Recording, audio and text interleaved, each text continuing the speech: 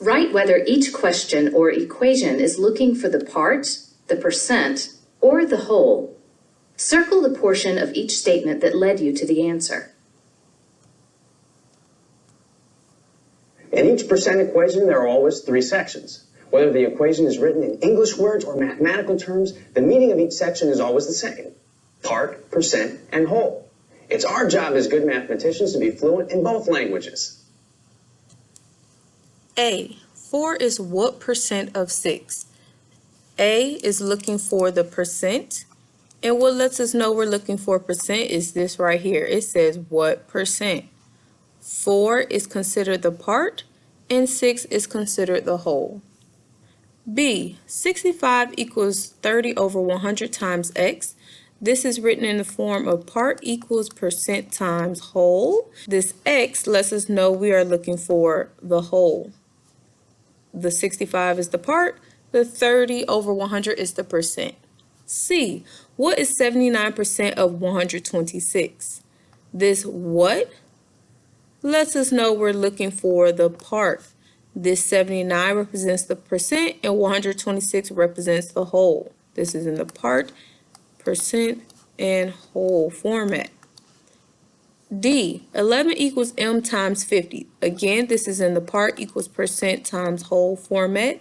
This m here lets us know we are looking for the percentage. Y equals 48 hundredths times 21. This is in the form of part equals percent times whole. This y lets us know we are looking for the part. 4% of what number is 12?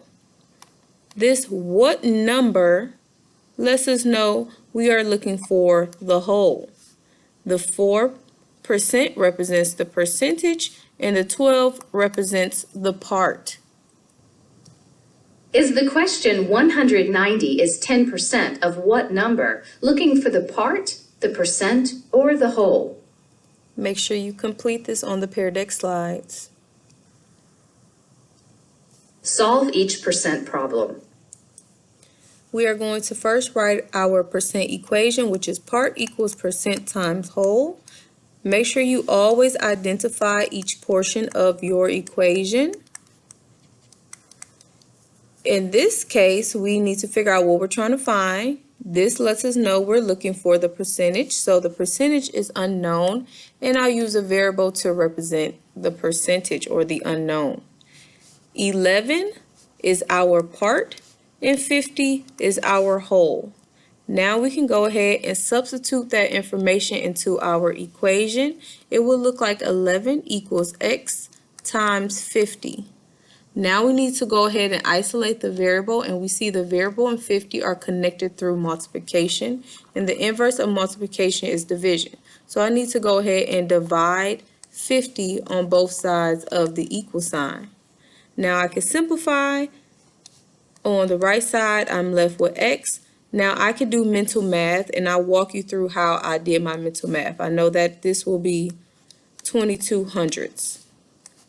Now, the mental math I did in my head, I know I can get this denominator to 100 by multiplying it by 2, and I have to maintain equivalency. So now I'm left with 22 over 100, and I can easily convert that to a decimal, and it will equal 22 hundredths. But remember, you need to get the percent form of that. So decimal percent multiply, or you move it to the right 2 times. So you multiply by 100%, or you can remember to move the decimal point 2 times to the right. So the final answer for the first one is 22%. 25 is 4% of what number? So here, where it says what number, lets us know we are looking for the whole. So we need to use a variable to represent the whole since that's unknown, and I'll just use W. Our percent here is 4%, and when you write it into your equation, you have to remember to change that percent to a decimal. And percent to decimal, you divide, or you move the decimal point 2 times to the left, So add your decimal point and your 0, and we know 4% written as a decimal is 4 hundredths. Our part is 25. Now I'll go ahead and substitute all my values into my equation. I have 25 equals 4 hundredths times W. Now I need to isolate the variable, and I see they're connected through multiplication. So the inverse of multiplication is division. So I have to divide 4 hundredths on both sides of the equal sign. On the right side, I'm left with W, and 25 divided by 4 hundredths is 625, and you can go ahead and do standalone division. So my whole is 625. The last one, what is 40% of 60? So our whole, in this case, is 60. Our percent is 40%. And remember to write that as a decimal. Percent to decimal, you divide or you move the decimal point 2 times to the left, to the left. So 40% written as a decimal is 4/10. Our part is unknown, and I'll just use a variable, and this what lets us know we're looking for the part because it's written in part equals percent times whole format. Now go ahead and substitute the information in.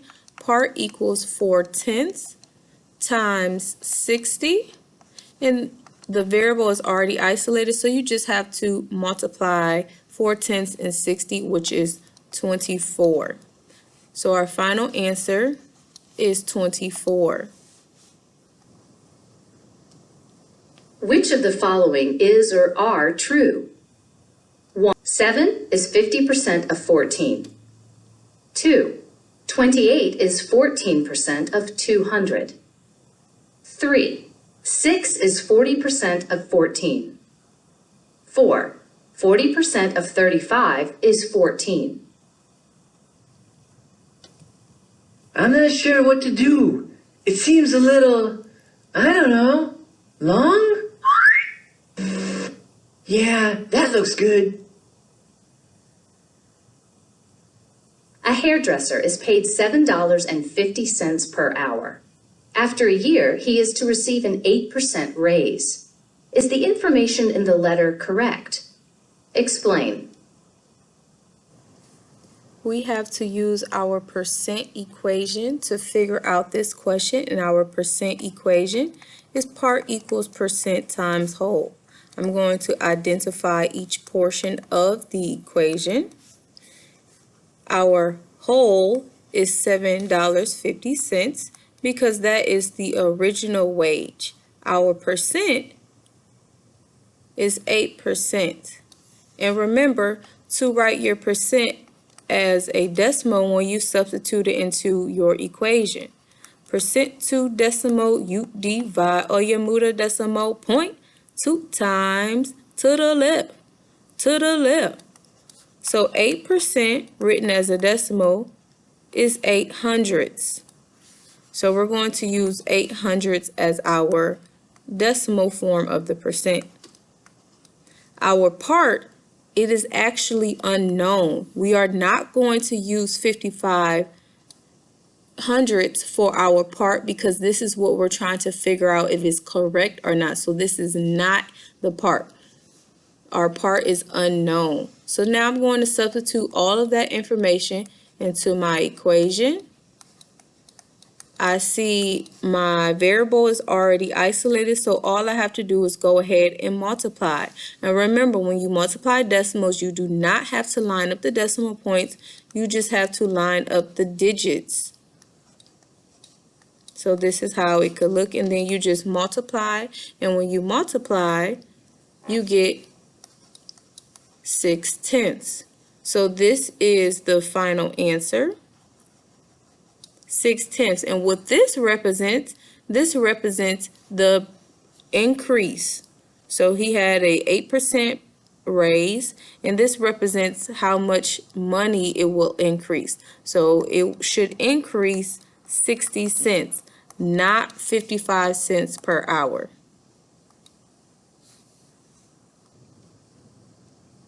A hairdresser is paid $7.50 per hour.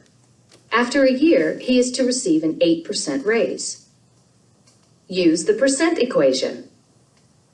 Part equals percent times whole. Here, the part is the amount of the raise. The percent is the percentage of the raise.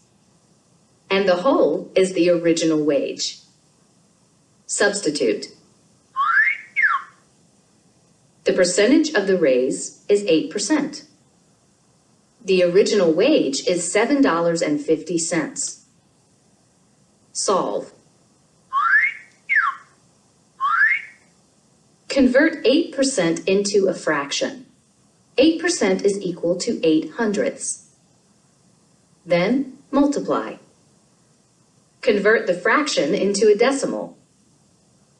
So an 8% raise on a wage of $7.50 per hour is a raise of 60 cents per hour. The raise amount in the letter is incorrect because the hairdresser should get a 60 cents per hour raise rather than the 55 cents per hour raise the letter stated. Suppose your friend has given you a gift certificate for a haircut. After the haircut, you want to leave an appropriate tip for the hairdresser. The receptionist says you should leave exactly $3 if you want to tip 20% of the price of the haircut. What's the price of the haircut?